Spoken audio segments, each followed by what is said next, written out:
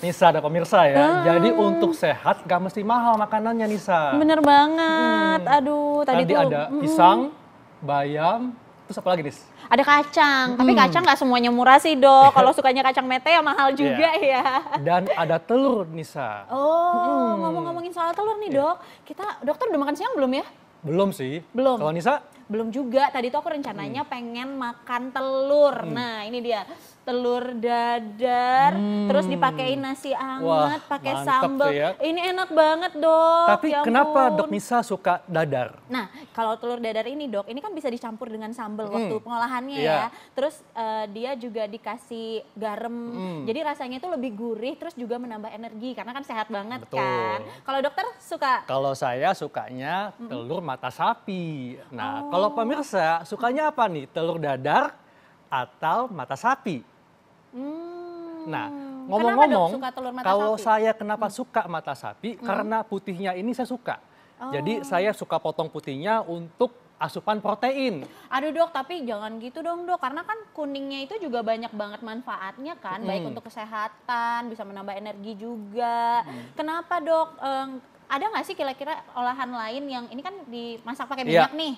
Ya kan, digoreng, otomatis katanya nih ya vitaminnya itu berkurang. Nah, ada nih satu telur rebus yang tidak terkontaminasi minyak dan bumbu-bumbuan.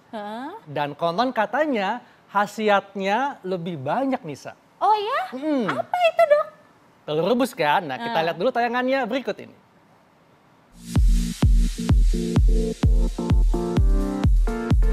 Telur menjadi makanan sehari-hari yang murah, mudah, dan satu sumber protein penting bagi manusia. Suka, karena telur itu kan emang bagus ya Mbak, apalagi saya kan punya anak-anak. Jadi selain kandungannya bagus dan itu bisa diolah jadi makanan apapun, praktis gitu. Suka, karena aku kurang sama nasi kurang, jadi aku konsumsinya telur setiap hari. Iya suka. Karena mudah didapat dan harganya lebih murah dan terjangkau. Kalau untuk misalnya bekal sekolah paling dibuat telur dadar, telur ceplok seperti itu. Tapi kalau untuk masakan bisa dikecapin, dicampur dengan yang lain.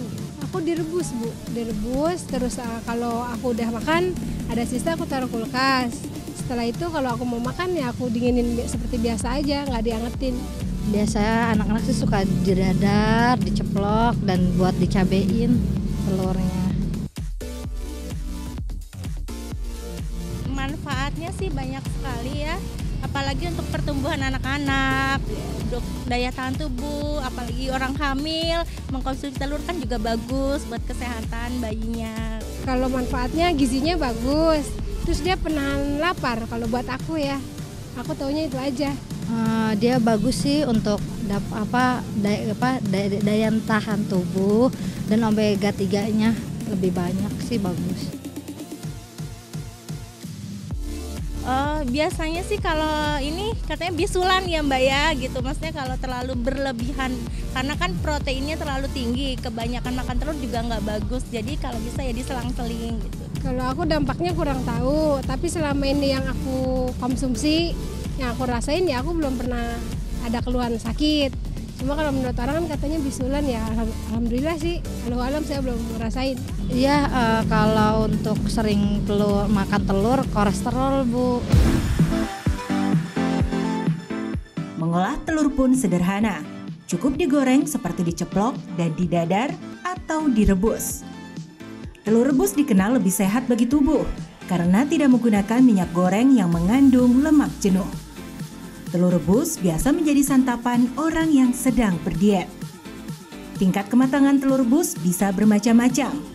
Ada yang suka dengan telur rebus setengah matang. Namun, ada pula yang menyukai telur yang matang sempurna. Jika telur yang diinginkan hanya setengah matang, biasanya cukup direbus dengan waktu singkat, yaitu sekitar 3 menit hingga 6 menit saja. Tetapi, jika telur ingin matang sempurna, rebuslah dengan waktu yang lebih lama, sekitar 10 hingga 12 menit. Telur rebus sehat, tapi bagaimana dengan tingkat kematangannya? Apakah telur setengah matang lebih sehat? Atau justru kadar kolesterolnya lebih tinggi dari telur rebus matang sempurna?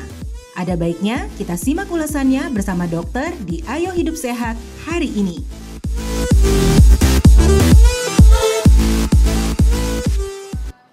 Wow. Wah, itulah dia tadi tanggapan masyarakat mengenai telur rebus. Ternyata telur rebus itu macam-macam loh olahannya. Ada yang setengah mateng, ada yang mateng.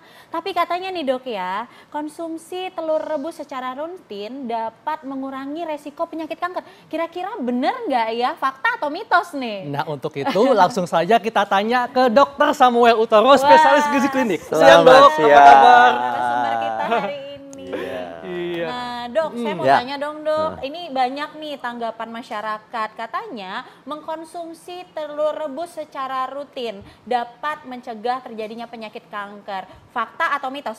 Mitos. Mitos. Kenapa, Dok, Kenapa mitos? dok?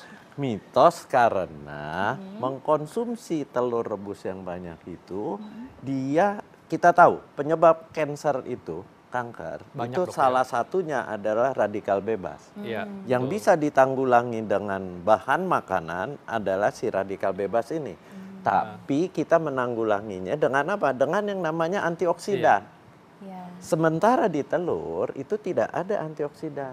Dia bagusnya protein tinggi, kemudian kolesterolnya tinggi kalau dimakan sama kuningnya. Oh, jadi resiko naikin kolesterol dok? Iya. Oke, jadi ini mitos. Mitos. Dok. Dok, ini ada juga dok pertanyaan masyarakat dok ya. Ada yang mengatakan bahwa kalau rutin konsumsi telur rebus dapat mengurangi resiko penyakit mudah lupa. Ini fakta atau mitos dok? Ini fakta. Kenapa? Karena dia proteinnya tinggi. Protein tinggi dan ada kolesterol. Kolesterolnya di kuningnya. Iya. Nah, orang yang jadi pelupa itu kan masalahnya adalah di alat pikirnya, apa Iya. itu otaknya. Betul. Dan kolesterol itu penting sebenarnya untuk regenerasi sel-sel otak. Jadi Gitu. ini fakta dok ya? Ini fakta, tapi hati-hati lagi, jangan kebanyakan juga makan kuning telur. Oke dok, nah ini dok ya, kan saya dalam program diet ya dok Ya. ya. Nah jadi saya mengkonsumsi telur rebus ini katanya dapat membuat rasa kenyang bertahan lebih lama. Nah ini fakta atau mitos? Ini fakta. Wow, Fakta. fakta. Iya. Kenapa nih dok? Jadi kita tahu telur kan tadi saya bilang tinggi protein. Iya. Kemudian dia tinggi lemak kalau kuningnya. Ya. Jadi kalau Anda makan telur itu berarti proses pencernaan makanan di dalam lambung Anda itu lama. Dengan dia lama di lambung memberikan rasa kenyang. Tapi kalau Anda mau diet melangsingkan, sebaiknya kan menghindari yang berlemak, Iya. ya termasuk menghindari kolesterol. Biar apa? Biar Anda langsing tapi tubuh Anda sehat. Jadi sebaiknya yang diet makannya putih Putihnya telurnya aja. saja. Oke. Tips tuh, putih telurnya aja ya Iya. dimakan. Dok, ini juga ada yang mengatakan tulang dan gigi kuat kalau makan konsumsi telur rebus. Ini fakta atau mitos dok? Fakta. Fakta. Oh, jadi ada Ya. kalsium dok ya? Ya, dia mengandung kalsium tapi kalsiumnya tidak terlalu tinggi. Tapi yang bagus dia kan tinggi protein. Jadi yang namanya memadatkan tulang dan memadatkan gigi itu Iya. bukan hanya kalsium, tapi dia perlu protein. Dan vitamin E-nya juga ya dok Vitamin ya? D dok ya? Vitamin D. Iya. Nah, protein ini gunanya di dalam tulang dan di dalam gigi itu merekatkan kalsium. Jadi si protein merekatkan kalsium. Ibaratnya Anda mau membangun satu tembok, Betul. campurannya kan ada pasir, Bata, semen. ada bata, ada semennya. Protein ini semennya. Iya. Jadi kalau Anda makan hanya tinggi kalsium, tapi proteinnya Anda terlalu sedikit, ya dia masuk ke dalam tulang, tapi dia tidak membuat tulangnya jadi padat. Jadi nggak optimal dok ya? Ya. Iya. Oke, nah ngomong-ngomong lagi nih dok, ini berhubungan dengan kecantikan ya pemirsa. Dan ketampanan juga ya?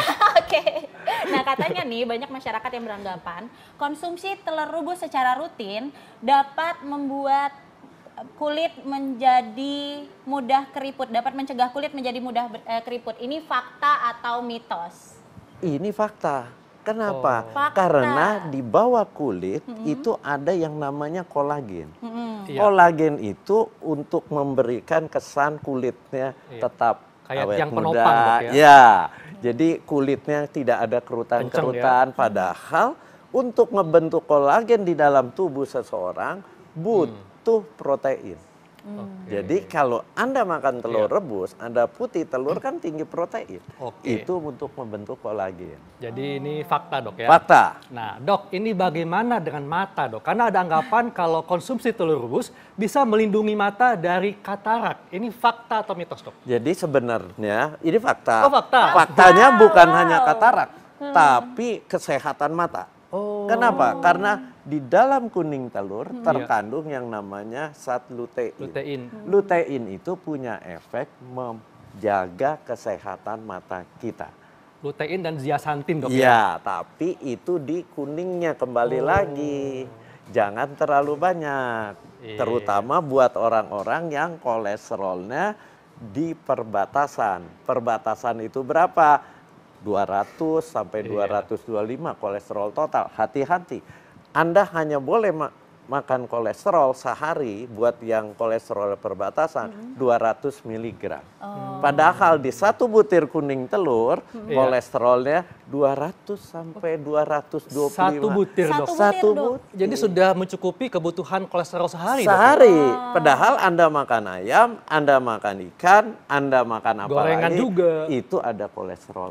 Jadi bisa berlebihan. Tapi kalau putih telurnya, Dok, maksimal berapa? Boleh. Putih telurnya tergantung. Iya. Tergantung orangnya, usianya, berat badannya, tinggi badannya.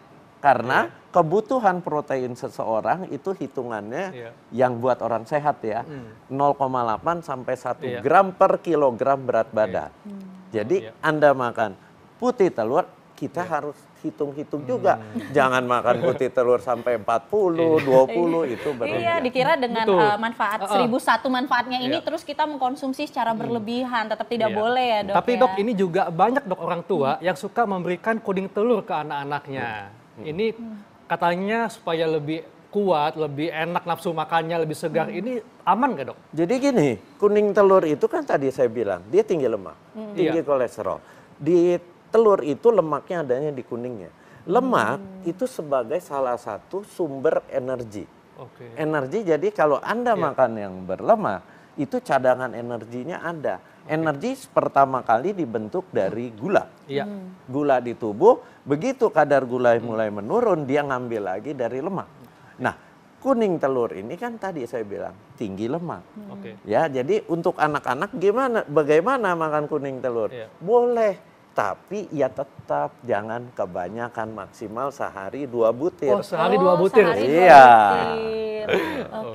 Wah, ternyata banyak manfaatnya ya, banyak khasiatnya nih. 1001 manfaat asal tidak berlebihan ya tentunya ya pemirsa ya.